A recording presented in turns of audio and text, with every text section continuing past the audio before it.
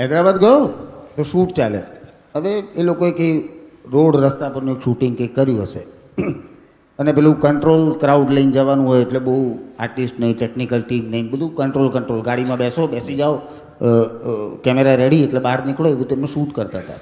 હવે એમાં લાગી બાથરૂમ. તો કે ક્યાં છે? તો કે આ બાજુ. તો હું ગયો. હવે ત્યાં પેલા પૂતળા આપણે દોરીએ ને, એવા પૂતળા દોરેલા નહીં, ખાલી લખેલું, અને એ પણ એમની ભાષામાં, કન્નડિકામાં. એટલે હું થોડી વાર બહાર ઊભો રહ્યો. આમ બધું અક્કડ બક્કડ બને. સર એમાં છે ને સૂંઘવાનું હોય, જ્યાં સુગંધ આવે ને ત્યાં નહીં જવાનું આપણે. એ બાજુ આવતી. હા, છોકરીઓના બાથરૂમ બહુ સુંદર હોય એટલે આમ ચોખ્ખા હોય ને એવું હોય. તે કારે જોયા ભાઈ? ફક્ત મહિલા માટે આવી રીતે તો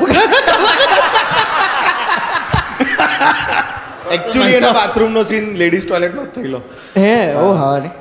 પછી તમે હવે સાચા બાથરૂમ જ ગયા? ના, પછી મને યાદ આવ્યું ને, એમાં થયું એવું કે એક નાટક હતું અંતરાલ નામનું એક નાટક હતું, જેમાં માસીબાના કેરેક્ટર હતા, 6 માસીબા. એમાંનો એક માસીબા હું બન્યો હતો. 2004ની વાત કરું છું. વાહ. તો એમાં છે ને એના કોસ્ટ્યુમ એવા હતા કે ચણિયા ચોળી, ઉપર બ્લાઉઝ, નીચે ચણિયો અને ઉપર આમ દુપટ્ટો.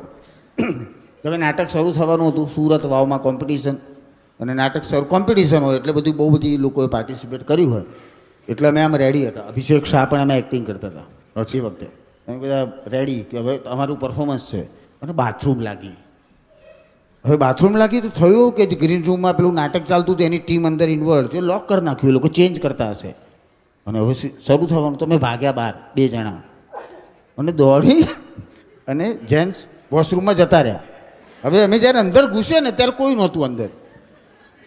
થોડી વાર પછી 2 જણા અંદર ઘૂસ્યા.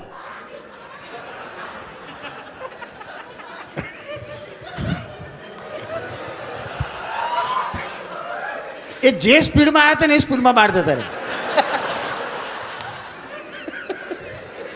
અને 2 જણા બહાર વાતો કરે છે કે અંદર બહેનો બાથરૂમ કરે છે કે, અને એ પણ ઊભી મુતરડીમાં. ઓ ભાઈ